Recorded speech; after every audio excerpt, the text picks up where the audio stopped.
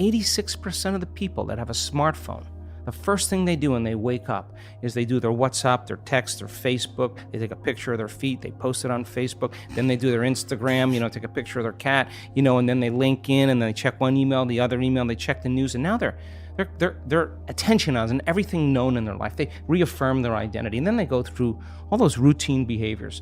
95% of them, they're not even present and conscious, or they're remembering their problems in their past. That's how they start their day. What do most people do when they wake up in the morning now? What do? Admit it.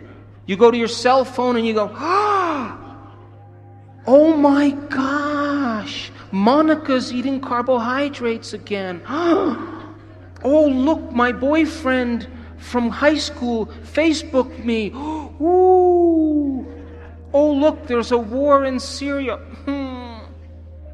Everybody goes through their device to plug them in.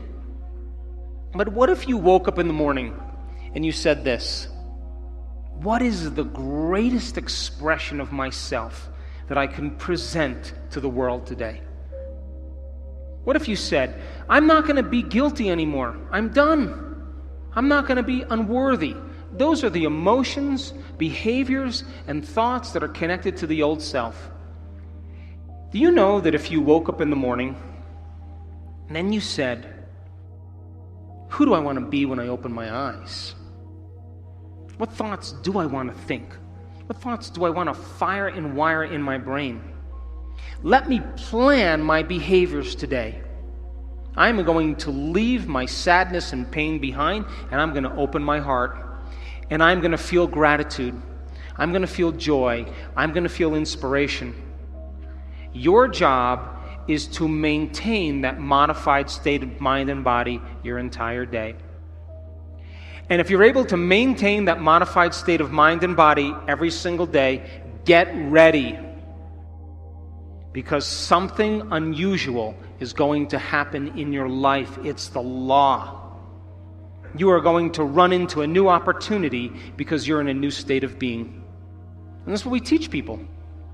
To rehearse the future. And to take the brain out of the past and put it in the future. Take the body out of the past and put it in the future. But if you get up every single day feeling the same way, and you wake up and you go, oh my God, who's that? Oh, God. Wait, let me remember my problems. You just return back to the old self.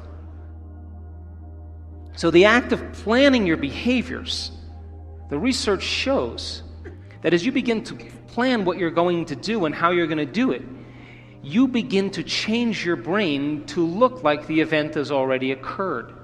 And you begin to prime your brain into the future and out of the past. And if you can create the emotion, you are more prone to get your behaviors to match your intentions, your actions equal to your thoughts, and your mind and body working together, and you will begin to arrive at a new destiny. We've seen it over and over and over again. What is the simple definition of quantum? Quantum physics says that your mind and matter are so intimately connected that it's impossible to separate the two. That matter has a mind, and mind is in matter. And you can't pull them apart. And so in quantum physics, it's amazing because when they started studying the very tiny particles in atoms, like electrons and photons, they expected that those particles would behave like planets rotating around the sun, predictably, but they don't. They respond to mind. And so now, all of a sudden, the quantum physicist comes along to measure the electron. And the electron goes from a wave of possibility, and all that energy collapses into a particle, and it's called collapsing the wave function. They turn their back and no longer look and observe the electron, and it turns back into energy. So mind is affecting matter. So, in other words, if you wake up every morning and you do the same thing that you've been doing for the last 10 years, then you're caught in the predictable world of Newtonian physics. And if you're doing the same thing over and over again, we can take your past and lift it up and set it on your future, and it's going to be exactly the same. So then if you're viewing your life from the same level of mind every single day, then you are collapsing the same possibilities into the same reality. So if you teach people then to find the present moment, in quantum physics, all possibilities exist in the present moment. But most people's brains are anticipating the future based on the past, and they're not present. So then it requires training and practicing finding the present moment and beginning to change their habits and their thoughts and their behaviors. Most people don't know this, but there's an invisible field of energy around your body. And when you react to someone or something, you draw from this invisible field and you turn it into chemistry. And the field around your body shrinks. And now you're more matter and less energy. You're more particle and less wave. And most people then, when you are matter trying to change matter, you always try to force the outcome. You try to control the outcome. You try to predict the outcome. And people then get competitive, or they hold on, or they manipulate, or they cheat, or they steal, because that's the only way they can get what they want. But the quantum model of reality, when you are truly in the present moment, when a person begins to open their heart, and they can begin to sustain an elevated emotion, they begin to broaden the magnetic field around their body to 9 meters wide. Now they're more energy than matter. They're more wave than particle. And they can exert better effects on reality.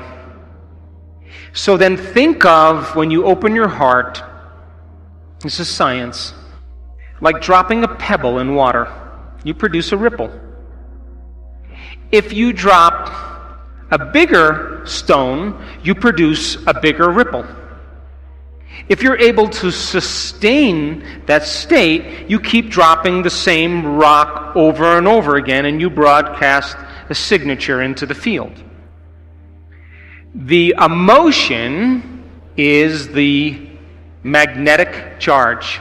Your intention, your thought, is the information that's carried on that wave. And when you combine a clear intention with an elevated emotion, you begin to produce an effect on matter. You see, the thoughts that you think are the electrical charge in the quantum field.